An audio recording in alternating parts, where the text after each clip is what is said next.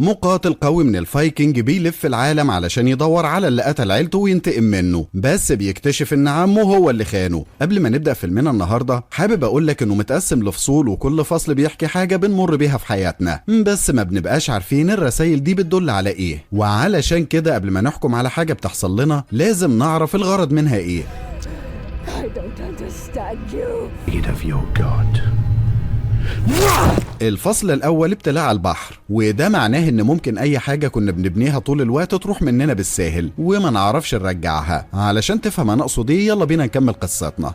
بيبدأ الفيلم بمجموعة مقاتلين من الفايكنج اللي بيبقوا راجعين من رحلة في البحر. بنعرف ان القائد بتاعهم اسمه رالف وعنده ولد وبنت، الابن اسمه بيتر والبنت لونا، وعايشين على جزيرة على شط البحر. بيرجع رالف هو ورجالته من الرحلة بتاعتهم وبيبقوا مبسوطين علشان عملوا اللي هم عاوزينه، وكل واحد بيروح يسلم على عيلته وهو فرحان، وبالليل بيحتفلوا كلهم سوا. بنشوف وقتها رالف وهو بيلف على كل المقاتلين بتوعه وبيسلم عليهم، ومن الواضح انهم بيحبوه بيقدروه. وبعدها بيرجع يسلم على مراته وولاده، فبيتجمعوا كلهم على العشاء. لكن بيتر كان مهووس باللي باباه بيعمله، وكان دايما بيحلم انه يبقى مقاتل كبير ويورث العرش بتاع باباه، لانه مؤمن ان المقاتلين الشجعان هم بس اللي الآلهة بتحبهم. علشان كده كان مستعجل يكبر من صغره ويبقى مقاتل، وكان دايما بيتمرن على القتال طول الوقت. بس باباه ومامته كانوا شايفينه لسه صغير، وانه حتى لو كان مقاتل كويس فمش معناه انه يبقى قائد كويس، ولسه قدامه شوية على ما يبقى الزعيم.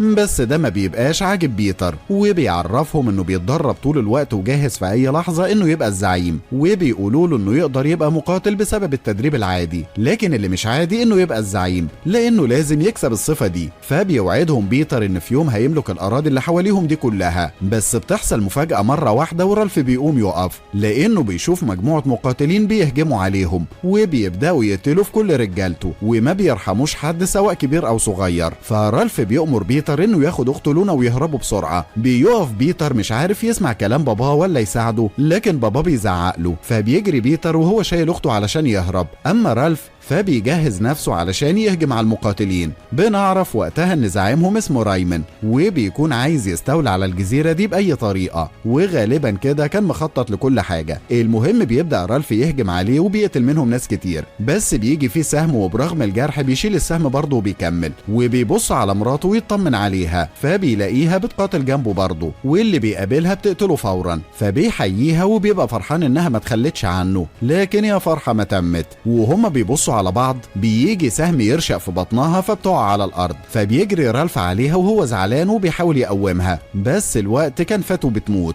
فبيقوم وهو متعصب علشان يهجم على رايمن، لكن رجالته بيضربوا عليه اسهم كتير. ووقت ما بيكون فاضل كام واحد بس بيبص رالف على عياله ويطمن عليهم، لانه بيعرف ان دي اخر مرة هيشوفهم فيها. فبيقف بيتر هو كمان وبيبص على ابوه، لكن مرة واحدة رايمن بيجي من ورا رالف وبيذبحه وبيطعنه كذا طعنة، فبيقع على الارض ميت. كل ده قدام بيتر واخته اللي بيخاف اكتر وبيبدأ يهرب. بس رايمن بيؤمر رجالته انهم يقتلوهم، فبيرموا عليهم اسهم كتير وسهم منهم بيجي في لونا فبتموت. وقتها بيتر بيحطها على الارض وهو بيعيط وبيودعها وبيسيبها ويجري، لكن هو كمان ما بيلحقش يبعد وبيجي فيه سهم فبيقع على الارض. بيفتكروا رايمن انه مات. وتاني يوم بنكتشف ان بيتر لسه عايش، بس لما وقع على الارض راسه اتخبطت في حجر فسببت له نزيف واغمى عليه. ولما بدأ يفوق ما كانش مركز كويس، لكنه قام وطلع يجري. فرجالة رايمن اخدوا بالهم منه وساعتها طلعوا يجروا وراه في الغابة. فضل بيتر يجري على اخره وسط الغابة بيحاول يستخبى منهم او حتى يهرب قبل ما يمسكوه، لكن راسه كانت متأثرة بالخبطة وكل شوية يقع على الارض من التعب، بس بيقوم يكمل غصب عنه لحد ما بيوصل لمنطقة مليانة أشجار وسط الغابة. فبيستخبى ورا شجرة علشان ياخد نفسه، لكن ما بيغيبش كتير وبيحس بحد بيقرب منه، فبيمسك حجر كبير من على الأرض وبيجهز نفسه. مرة واحدة بينقض على الراجل ده بيقتله، وبيكتشف إنه شاب زيه لكن خلاص بيكون مات. وقتها بياخد السلاح اللي معاه وبيجري في الغابة لحد ما بيوصل لجبل عالي على البحر. فبيقعد يرتاح وهو بيبص على اللي وصل له. على الناحية التانية بيكون رايمن واقف يتابع الجو وبيشوف المركب بتاعة رالف وهي بتتحرق، حتى رجالته بيجمعوا كل الفلوس والذهب اللي مع الجثث. وبعد شوية بيرجع رجالته وهم شايلين جثة الشاب اللي بيتر قتله، اللي بنكتشف انه ابن رايمن. واول ما بيشوفه ما بيبقاش مصدق نفسه وبيفضل يعيط، وبيقرر انه يجري ورا بيتر علشان ينتقم منه. ما يعرفش ان اللي عمله لازم يدوق منه، ما هو لسه قاتل شوية اطفال، دلوقتي حس بقيمة العيال. المهم ما بيبقاش قادر يمسك اعصابه وبيصرخ من كتر وجع قلبه على ابنه. الفصل الثاني الريح في الرماد، وده معناه ان اي حاجة نقدر نجمعها في سنين ممكن بحاجة او موقف بسيط وحش نضيعها من ايدينا وكمان نفضل ندمانين عليها طول العمر. بننتقل بعد كده لبيتر اللي بيقوم من النوم مفزوع بس ما بيبقاش شايف قدامه كويس، وبينزل يغسل نفسه في النهر وبيدور على حاجة ياكلها، وبيبدأ يجهز أرماح علشان يأمن بيها نفسه وهو بالمرة يصطاد بيها. لكن الزعل بيكون مأثر عليه وما بيكونش عنده صبر الحاجة، ومرة واحدة وهو قاعد بيحس بحيوان بري بيقرب منه، فبيستخبى جوه مكان بين الصخور وبيفضل يصلي ويدعي ان الحيوان ما يقربش منه. على الناحية التانية رايمن بيكون قاعد يفكر في ابنه لحد ما بيجيله واحد من رجالته يطلب منه انهم يمشوا، فبيقول له رايمن انه مش هيمشي غير لما ينتقم لابنه. لكن الراجل بيصمم انهم يمشوا وبيقول له ان بيتر مجرد عيل صغير يعني ومش مستاهل انهم يعطلوا نفسهم علشانه. كل ده بيخلي رايمن يتضايق وبيقوم يمسك السيف وهو بيقول له ان ابنه كان مجرد عيل صغير برضه وملحقش يفرح بيه ولا ياخده في حضنه، وهو دلوقتي مات من غير ما حتى يودعه. وبيفضل يغرز السيف في بطنه اكتر من مره وهو بيقول له انه مش هيسيب حق ابنه مهما حصل ولازم ينتقم منه. فالراجل ساعتها بيموت وبيقع على الارض، فبيبص رايمن على رجالته وهو بيزعق وبيقول لهم انه محتاج 4 رجاله جامدين يساعدوه يدور على بيتر علشان يقتله. وطبعا هم لسه شايفين هو عمل ايه في زميلهم من شويه، علشان كده بيقوموا كلهم وبيعرفوه انهم معاهم، وكمان بيطلعوا يجروا في الغابه يدوروا على بيتر وهو بيسيب كل حاجه وبيروح معاهم. بنرجع تاني لبيتر اللي بيكون ماشي في الغابه يدور على حاجه يصطادها، فبيشوف غزاله قدامه بيرمي عليها سهم وبيقتلها، لكنها بتتحول بقدره قادر لاخته لونا وهي ميته. فبيجري بيتر عليها وهو بيعتذر لها انه ما قدرش يحميها، بس ساعتها بابا بيظهر من وراه وبيمسكه وبيعرفه انه خذله وما قدرش يعمل اللي طلبه منه، وبيطلب منه انه ينتقم ليه هو واخته من الراجل اللي قتلهم. لكن بنكتشف ان كل ده كان مجرد حلم اصلا، وبيقوم من النوم مفزوع. ولما بيروح على النهر بيلاقي سمكه بتعوم قدامه، فبيجري بسرعه يقطع خشبه ويحولها الرمح، وبعدها بينزل في الميه وبيحاول يصطاد السمكه لحد ما بيقدر يصطادها وبيشويها وبياكلها. ومن اللحظه دي بيبدا يعتمد على نفسه شويه وبيجهز ارماح كتير وشويه تحصينات من الحيوانات، حتى كمان بيصنع افخاخ في الارض وبيرسم علامات في كل مكان علشان الحيوانات تعرف ان دي حدود ليه فما تقربش منه. وهو ماشي في الغابه بيلاقي ارنب مقتول، ولما بيقرب منه بيعرف على طول ان في حيوان مفترس قريب من المكان، فبيولع نار حوالين منه وبيفضل مستني الحيوان اللي بنكتشف انه دب، بس علشان النار مولعه في كل مكان فبيخاف وبيبعد عن بيتر. بيفضل بيتر على الوضع ده كام يوم، وبسبب الخبطه بتجيله تهيؤات كتير وكمان ما بيشوفش كويس، لكنه بيفضل يتدرب علشان يبقى جاهز في اي لحظه للقتال. وفي مره وهو بيتدرب بيكون بيموت نفسه في التدريب، علشان كده بيقع على الارض من كتر التعب. وساعتها بيشوف مامته وهي بتلومه انه معرفش يحمي اخته وانها ادت له امانه ومعرفش يصونها. تاني يوم بيمشي في الغابه كالعاده، لكن رجاله رايمن كانوا مستخبيين وبيطلعوا له فجاه، فبيهجم بيتر عليهم وبيقتل واحد منهم. ولما الباقيين بيسمعوا الصوت بيطلعوا يجروا وراه، فبيقع واحد منهم في فخ بيتر عمله ورجله بتتصاب جامد، لكنهم ما بيلحقوش بيتر خالص. ولما بيوصلوا عند زميلهم بيأمرهم رايمن انهم ياخدوا بالهم لخطواتهم ويقتلوا صاحبهم علشان ملوش فرصه في النجاه من الغابه، وهم مش هينفع يعطلوا نفسهم بيه. على الناحية التانية بيتر بيكون وصل لطريق في الغابة، وفجأة من التعب بيغمى عليه وبيقع على الأرض، بس لحسن حظه بيكون في كاهن معدي من الطريق فبيشوفه وبيقرر ياخده معاه للبيت. الفصل الثالث الإله الصامت، وده معناه ان الرب بيبعت لنا اشارات طول الوقت بس ما بناخدش بالنا منها، وبسبب اننا مش فاهمين الحكمه من ورا الرسائل دي فبنشك الوهله انه مش موجود والعياذ بالله، لكن لو تعرفه بجد هتحس بوجوده حواليك في كل مكان. المهم بيفضل الكاهن يعالج في بيتر طول الوقت، وواضح انه شاطر في الطب جدا لانه بيعمل فتحه في راس بيتر علشان يصفي له النزيف اللي فيها، وكمان بيعمل له حجامه بينضف له بيها الجرح وبيعالجه بالاعشاب. طول الوقت ده كان بيتر مغمى عليه ومش حاسس بحاجه، ولحسن حظه ان رايمن ما وصلوش لحد دلوقتي. وبعد ما بيعدي الليل بيبدأ بيتر يفوق وبيشوف الكاهن وهو قاعد جنبه اللي بيعرفه انه عمل كل اللي يقدر عليه، وان الرب هو اللي هيشفيه دلوقتي ومش هيقدر يساعده باكتر من كده، وبيطلب منه يرتاح. بس فجأة بيسمعوا صوت حد بيقرب منهم، فبيحط الكاهن شوية دم على راس بيتر وبيغطي وشه وبيخرج. ساعتها بيلاقي رايمن جاي يدور على بيتر، ولما بيسألوا عنه الكاهن بيقول له انه جوه الكوخ، بس علشان هم في مكان مقدس ورايمن طبعا مؤمن فبيستغل ايمانه بالرب وبيعرفه انه بيتر مات بالليل بسبب الجرح اللي في راسه، وبيطلب منه يخرج من الكوخ بتاعه علشان ما ياخدش ذنوب. وبحكم ان رايمن متدين فبيسمع كلامه وبيطلع، بس قبل ما بيمشي بيطلب من الكاهن انه يبقى يحرق الجثة، لان قبيلة بيتر بتؤمن بكده مش زي عندهم، وبيبقى كده اطمن ان اللي قتل ابنه مات، يعني مش هيدور عليه تاني. وبعد ما رايمن بيمشي بيدخل الكاهن يطمن على بيتر، وبيفضل قاعد معاه لحد ما بيخف خالص. بيتر بيبقى مستغرب من اللي الكاهن بيعمله طول الوقت، لانه بيصلي معظم الوقت وبيطلع يجيب اكل وبطيخ، فبيحاول يعوضه شويه وبيساعده. ولما الكاهن بيرجع من بره بيشوف بيتر وهو بيولع النار، فبيقعدوا يتعشوا سوا. لكن علشان بيتر والكاهن كانوا مختلفين فكل واحد فيهم كان بيتكلم بلغه تانيه، فبيحاول بيتر انه يفهم الكاهن اي حاجه من اللغه بتاعته، بس ما بينساش اهله اللي ماتوا. وبيكون الكاهن مستغرب من تصرفات بيتر، فبيستناه يرجع من بره وبيساله عن عيلته، فبيعرفوا بيتر انهم ماتوا وهو دلوقتي بقى وحيد. وبيساله عن عنوان عمه سكولد لان ده اللي هيساعده ينتقم لعيلته، فبيشرح له الكاهن الطريق. وساعتها بيتر ما بيأخرش طلب وبيمشي تاني يوم على طول. بيفضل ماشي كام يوم في الطريق وبين جبال واوديه وغابات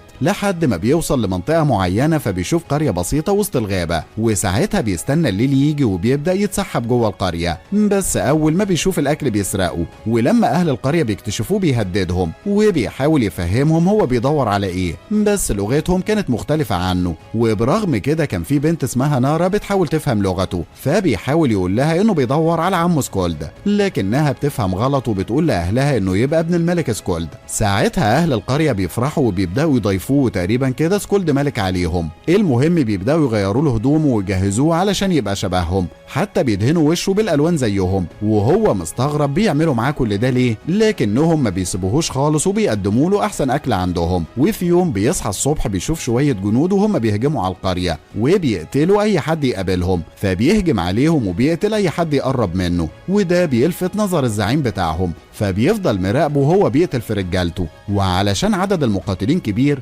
فبيقدروا يمسكوه وبيضربوه، وكانوا خلاص هيقتلوه، لكن فجأة زعيمهم امرهم انهم يوقفوا، فبيضربوا بيتر على راسه وبيخلوه يغمى عليه. ولما بيفوق بيلاقي نفسه ماشي وسط الناس اللي اتاخدوا رهاين من القرية، بس مش عارف هو رايح فين ولا هيعمل ايه، لحد ما بيوصلوا لقرية الزعيم ده وبيدخلوا وسط قاعة كده مصنوعة من الخشب، وبيقعد الزعيم على العرش بتاعه يتفرج عليهم. كمان بيدخلوا عليه واحد تاني علشان يحاربوا بعض، وبيطلع الزعيم اصلا بيعمل مباريات كده بين اللي بيخطفهم علشان يستمتع بيها. لكن بيتر ما بيكونش عارف ده، وما بيلاقيش قدامه مفر غير انه يقتل اللي قدامه. واول ما بيرمي له سلاح بيمسكه وبيطعن الراجل، وبكده تبقى اول مبارزة بالنسبة له خلصت. فبياخدوه الحراس وبيودوه المكان بره وبيكتفوه في الصخرة، وبيبداوا يقدموا له اكل علشان يتقوى بيه. ومن اللحظة دي كل يوم بقى يدخل يلعب ماتش مع واحد جديد، ويا اما هو يموت يا اما اللي قصاده يموت. لكن بيتر كأنه مثبت في الحياة، واي حد بيقرب منه بيقتله برغم سنه الصغير. وده كان عاجب الزعيم جدا وعاوز يتفرج عليه كل يوم،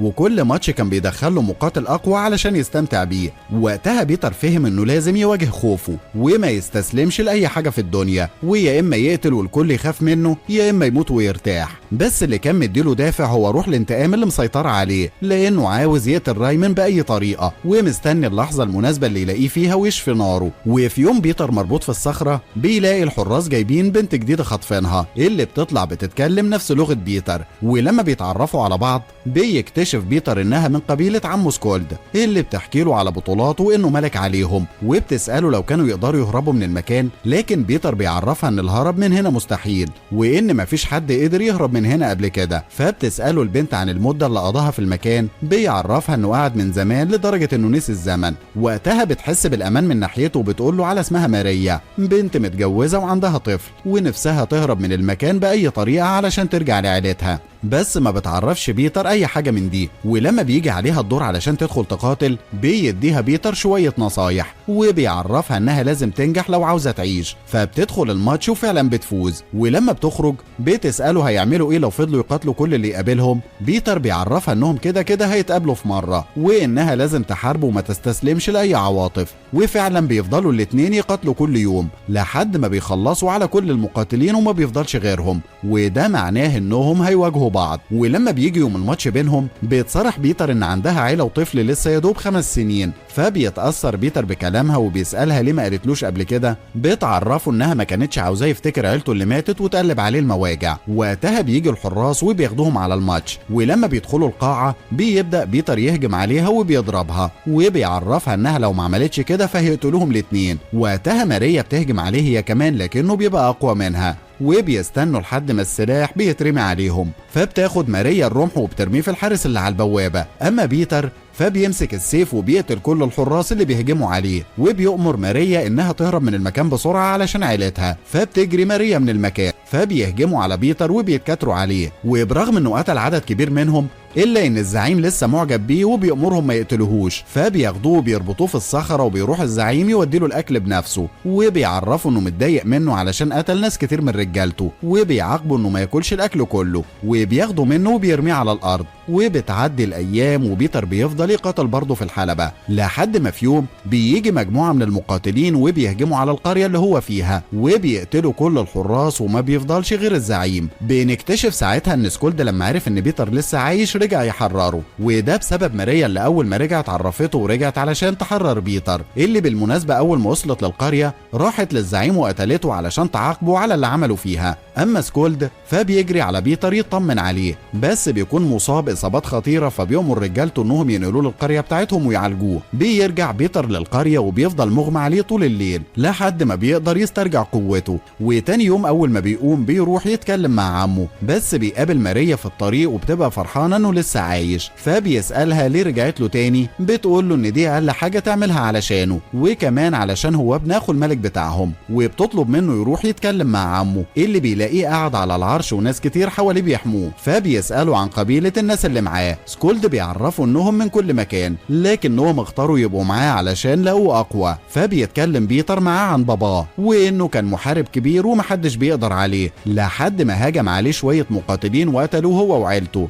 فسكولد بيقول له انه كان دايما بيحلم يحكم الارض هو وابوه، بس باباه كان عنيد وعاوز يعيش في مكان واحد علشان كده سابه زمان ومشي لحد ما قابل ناس قتلهم وبقى الزعيم بتاع القرية. ومن يومها وناس كتير بقوا ينضموا ليه وعينوه الملك عليهم، ولولا ابوه كانت دماغه ناشفة ما كانش حصل اللي حصل. وبيقول له انه عرف بالكمين اللي حصل ليهم لكن في وقت متأخر، وانه لو كان عرف بدري شوية كان رجع ساعدهم. وبيطلب منه انه ينضم ليه ويكونوا الحكم اللي كان بيحلم بيه. بس بيتر بيسأله عن اللي هيعملوه في اللي قتل باباه. وقتها سكولد بيصدمه وبيقول له انهم عاوزين يبنوا مملكتهم وينسوا اللي فات لان الانتقام مش هيعمل لهم غير التدمير. فبيحس بيتر ان عمه ما بيبصش غير لنفسه زي ما باباه قال له قبل كده، وبيقعد على العرش ومش عارف يقول ايه لكنه بيقول له على اسم القاتل. اول ما سكولد بيسمع اسم رايمن بيبان على وشه الخوف وكانه مخبي حاجه، لكنه بيتحجج وبيقول لبيتر ان رايمن محارب شجاع ومن المحاربين اللي بيحبوا يقتلوا كان رالف زيه بالظبط، واكيد رايمن كان عاوز يخلص منه علشان تبقى السلطه بتاعته هو لوحده. وبيعرفه انه سبب له مشاكل كتير زمان، ومن يومها وهو بيبعد عنه علشان يكون مملكته الخاصه.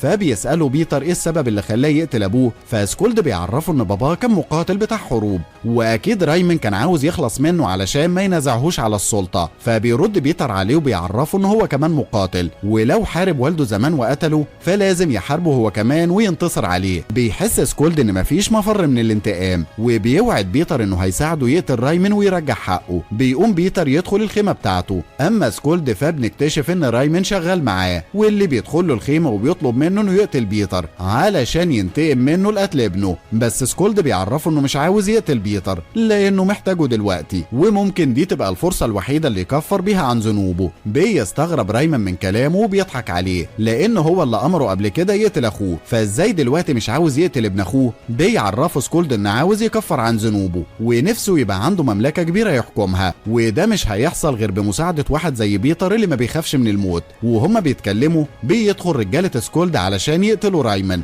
فبيعرف رايمان على طول ان سكولد هيضحي بيه، وساعتها بيمسك سيفه ويقتل رجالته. ولما سكولد بيشوف رايمان طلع من تحت ايده بيترجاه انه يسيبه علشان يصلح غلطته، وبيوعده انه هيساعده يقتل بيتر. لكن رايمان خلاص كان قرر انه يبقى لوحده بعد ما سكولد غدر بيه وكان عاوز يقتله، علشان كده هو بيسبق وبيقتله مكانه، وبيسحب جثته وبيخرج ينادي على بيتر اللي بينادي عليه علشان يدخل الحلبة، وبيكون مجهز نفسه علشان يقتله. فبيدخل رايمان وبيبدأ يتريق عليه وبيعرفه انه عمه خانه زمان وكان هيخونه تاني دلوقتي، ومرة واحدة بيهجم عليه. بيبان على بيتر انه ضعيف قصاد رايمان، لكن الموضوع ما بيطولش كتير، وبيستغل بيتر الفرصة وبيفتكر لحظة ما قتل عيلته، وعلشان كده بيجمع قوته كلها وبيهجم على رايمان يقتله. بعد ما بيخلص بيطمن وبيخرج من الحلبة، فبيشوف ماريا مستنياه، بيطلب منها انها ترجع لعيلتها وما تفضلش في المكان ده تاني علشان ما تخسرهمش زي ما هو خسر عيلته،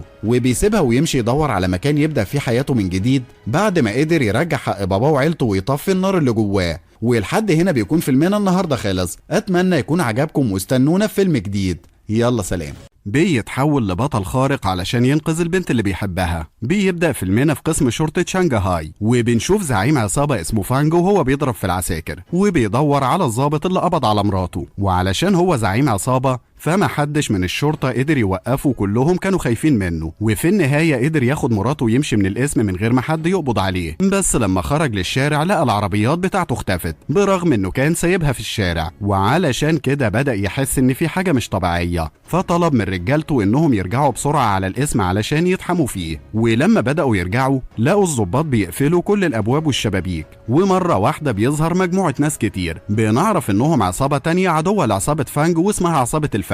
الزعيم بتاعت عصابة الفأس بقى واللي اسمه سوم بيتكلم مع فانج اللي على طول بيؤمر رجالته انهم يهجموا على سوم، بس على ما بيدور وشه ما بيلاقوهمش وراه، وبيطلع اصلا سوم رشاهم وخلاهم ينضموا ليه من غير مجهود. فبسرعة فانج بيحاول يهرب وبيسيب المكان ومراته وبيجري، لكن واحد من رجالة سوم بيرمي عليه فاس اللي بتيجي في رجله وتقطعها له فبيقع على الارض، وبعدين بيروح لسوم وهو بيتكلم وبيخلص عليه. ولما بيرجع بيقرر يسيب مرات فانج تمشي، لكن ما بتلحقش تبعد كتير وسوم بيمسك بندقية ويقتلها. وبرغم ان كل ده حصل قدام اسم الشرطة الا ان مفيش حد قدر يتدخل، وبنكتشف ان سوم اتفق مع المأمور بتاع الاسم ودفع له فلوس كتير علشان ما يخليش حد من الشرطة يتدخل. ومن اليوم ده عصابة الفأس بدأت تسيطر على كل مكان في المدينة، ومحدش كان قادر يقف قدامهم، وسمعتهم بقت في كل مكان، واي حد بيعرف انهم رايحين ليهم بيستسلموا فورا حتى من قبل ما العصابة توصل. وكل ما العصابة تستولى على منطقة جديدة لازم يغنوا ويرقصوا الرقصة بتاعتهم. بس برغم انهم كانوا مخوفين اماكن كتير الا انهم ما كانوش مهتمين بالقرى ولا حتى بيقربوا منها.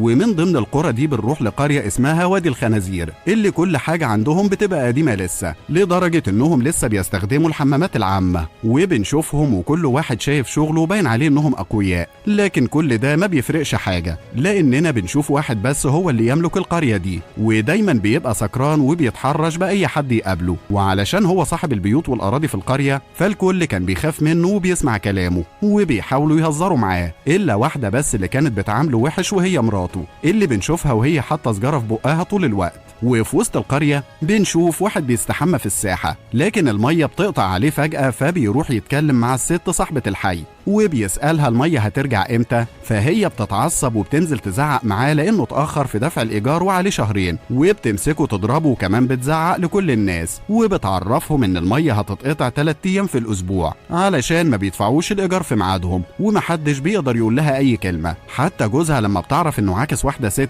بتروح له البيت وبتنزل فيه ضرب لحد ما بترميه من الشباك، فالناس بيفرحوا انه مات وبيروحوا يطمنوا عليه، لكنه بيطلع لسه عايش فبيتضايقوا وبيسيبوه ويمشوا. في نفس الوقت بنشوف 2 واقفين على بوابة القرية واللي اسمهم بون وسينج، اللي بيبقوا جايين للقرية علشان يستولوا عليها، وبسبب انهم مهووسين بعصابة الفأس بيقولوا انهم منهم علشان الناس تخاف منهم ويسلموا لهم اللي عاوزينه. المهم بيدخل سينج وبون للقرية، واول حد بيقابلوه هم شوية اطفال بيلعبوا الكورة، فبيدوس سينج على الكورة وبيفرقعها علشان الاطفال يخافوا، وبعدها بيروحوا على الحلاق بتاع القرية، فبيقعد بون على الكرسي وبيمثل انه زعيم عصابة الفأس، وبيفضل يتكلم كتير وبيتريق على الحلاق، لكن الحلاق بيطلب منهم يدفعوا فلوس، فبيخلع له بون القميص بتاعه علشان يوريه وشم الفأس اللي على صدره علشان يصدق. وقتها سينج بياخد الحلاق على جنبه وبيتكلم معاه، وبيعرفه ان الزعيم بون لو اتعصب عليه ممكن يقتله، لكن الحلاق بيقول له انه مش فارق معاه ولو عاوز يقتله فعادي. في الوقت ده بيتجمع اهل القرية قدام محل الحلاق،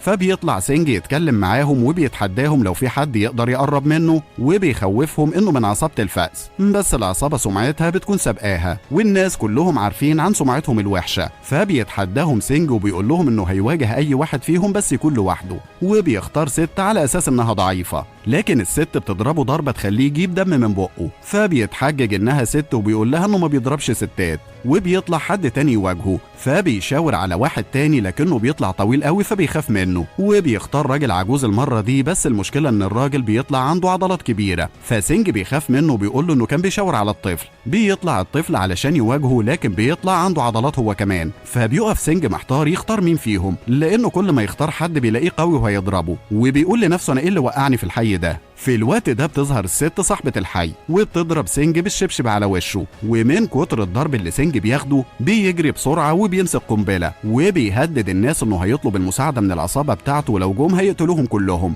لكن الناس بيتحدوه وبيفضلوا واقفين ولا هممهم. في الوقت ده سينج بيولع القنبلة وبيرميها وراه، وما بيعديش كتير وبيظهر واحد من العصابة فعلا ومعاه رجالته، لأن القنبلة كانت وقعت على راسه وولعت في طاقيته، وبيجي يسأل عن اللي رمى القنبلة. بيروح سينج جنبه وبيكذب عليه وبيقول له إنه واحد من أهل القرية، وبيعرفه إنه من عصابة الفأس زيه ولازم يلحقه، وبيشاور له على صاحبة الحي وبيقول له إن هي دي اللي رمت القنبلة. فبيروح الراجل ناحيتها وفوق سحابة كبيرة، فالست بتخاف وبتقول للناس يلموا الغسيل بسرعة لأن السما شكلها هتمطر، وأول ما الراجل بيتكلم معاها بتاخد ديلها في اسنانها وتجري على البيت وبتغطي نفسها بالبطانية من الخوف. في الوقت ده الراجل ما بيلاقيش قدامه غير الحلاق، فبيروح ناحيته وهو ماسك فاس وكان عاوز يضربه، لكن الحلاق بيديله ضربة قوية جدا لدرجة انه بيترمي في البرميل وظهره بيتكسر. فرجالته بيروحوا يطمنوا عليه، بيطلب منهم يستدعوا بقية العصابة علشان ينقذوهم والا هينضربوا هم كمان. فبيضرب واحد منهم صاروخ في السماء، وساعتها بقية العصابة بتوصل ومعاهم سوم، وبيبدأوا يكسروا في القرية كلها وبيضربوا الناس بدون رحمة.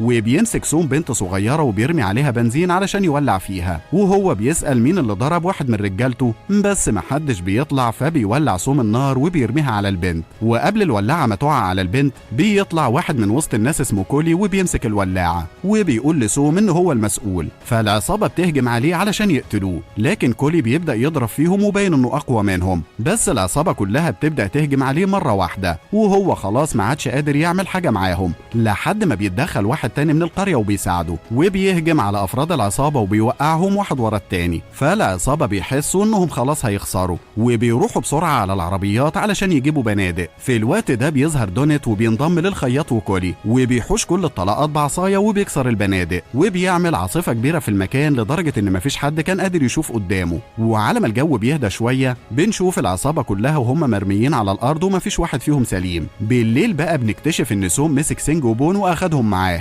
وبدأ يضرب فيهم ويعذبهم علشان هم السبب في اللي حصل لهم، ودي كانت اول مرة يتهانوا فيها. وبيؤمر واحد من رجالته يقتل سينج، لكن سينج بسرعة كبيرة بيقدر يفك نفسه ويقع على الارض والفاس بتعدي من فوقه وما بيحصلوش حاجة. فبينبهر سوم بمهارته وبيديله مهلة 3 ثواني انه يفك بون هو كمان، وفعلا سينج بيقدر يعمل كده في وقت قياسي. ده بيخلي سوم يعجب بيه اكتر، فبيفضل سينج يتحايل عليه انهم ينضموا لعصابته ويبقوا من رجالته، لكن سوم بيعرفه ان مش سهل يضم اي حد ليهم، ولازم يكون قتل حد قبل كده علشان يبقى معاه، وبيقول له انه لو قتل حد ممكن يخليه ينضم ليهم. فبيمشي سينج وبون وهم بيفكروا هيقتلوا مين، وبيقعدوا يفكروا سوا علشان ينقوا خصم سهل. لكن سينج بيكون عاوز يقتل حد من حي الخنازير لان سوم بيكرههم وعاوز ينتقم منهم، وهم لو عملوا كده فهينضموا للعصابه بسهوله. بس بون بيعرفوا ان كل الناس هناك بيلعبوا كونغ فو وهم مش هيقدروا عليهم. فبيحكي له سينج عن كتاب كان بيستخدمه وهو صغير علشان يتعلم الكاراتيه. وهنا بنرجع فلاش باك لما كان سينج صغير، ولما كان في المدرسه شاف شويه اطفال بيتنمروا على بنت صغيره، فراح علشان يساعدها لكن الاطفال ضربوه واتنمروا عليه هو كمان، فحب ينتقم منهم وراح لواحد علشان يشتري منه كتاب، ولما حب ينتقم من الاطفال تاني ضربوه. ومن وقتها عرف ان الطيبين ملهمش مكان في الزمن ده، ولازم يبقى شرير علشان يعرف ياخد حقه.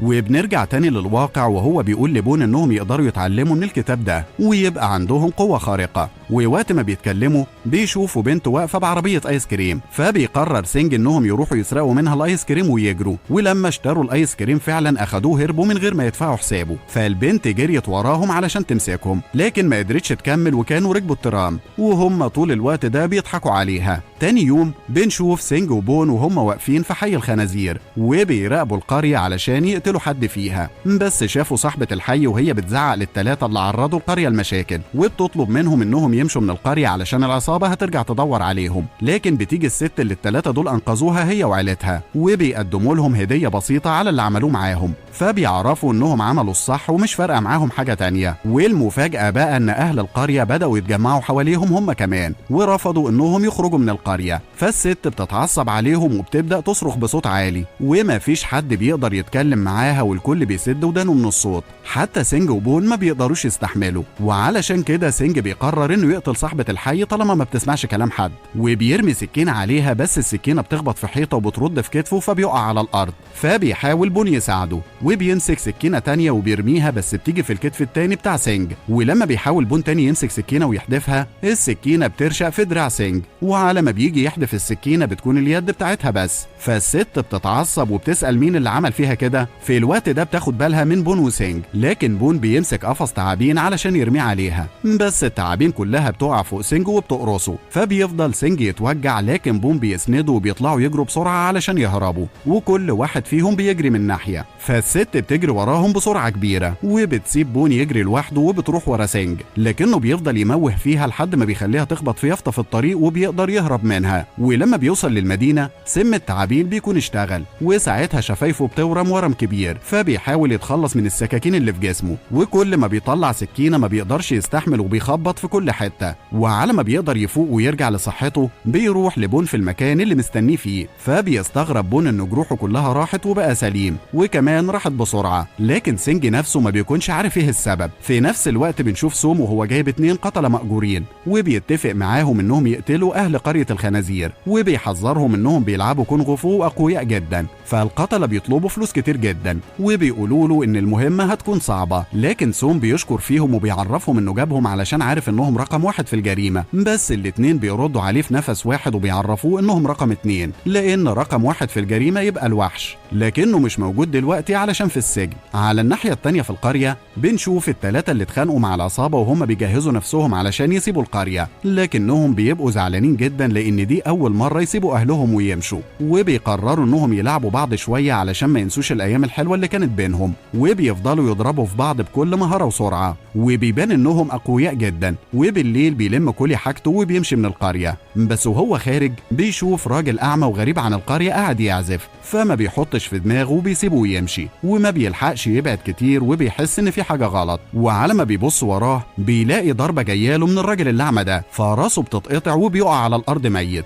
وفي نفس الوقت بنشوف القاتل التاني وهو عند الخياط وبيهجم عليه بضربات متتالية برغم انه اعمى، لكن القوتين يعتبروا قد بعض. بيفضلوا الاتنين يتقاتلوا مع بعض لحد ما بيطيروا الاتنين للشارع، فبيعرف القاتل انه مش هيعرف يكسب وبيروح يقعد مع زميله علشان يعزفه، لكن النغمات بتطلع قوية جدا بتقدر تأثر على الخياط وما بيبقاش قادر عليها، وفي نغمة منهم بتتحول لسيف بس الخياط بيقدر يصدها لكنها بتوقعه على الارض. وبيحاول الخياط يعمل يعمل اي حاجة علشان يتغلب عليهم، فبيشيل صخرة وبيرميها عليهم، لكن القتلة بيرموا نغمة دفاعية بتكسر الصخرة لحتت صغيرة وبعدها بيهجموا بنغمات متتالية. كل ده بيكون سوم والمساعد بتاعه قاعدين يتفرجوا على اللي بيحصل وبيبقوا مبسوطين علشان هينتقموا ويرجعوا هيبتهم من تاني. بنرجع تاني للقتلة وهم بيعزفوا نغمات كتير، ولسه كانت النغمات هتقتل الخياط، لكن فجأة دونيت بيظهر وبيحوشها بالرمح بتاعه وبيبدأ يتفادى الضربات بتاعتهم بكل مهارة، وكمان بيبدأ يقرب منهم علشان يقتلهم، بس القتلة بيعملوا نغمة قوية كانت هتقتله. وقتها بيتدخل الخياط وبيزقه بعيد علشان الضربة ما تجيش فيه، وفعلا الخياط بيموت.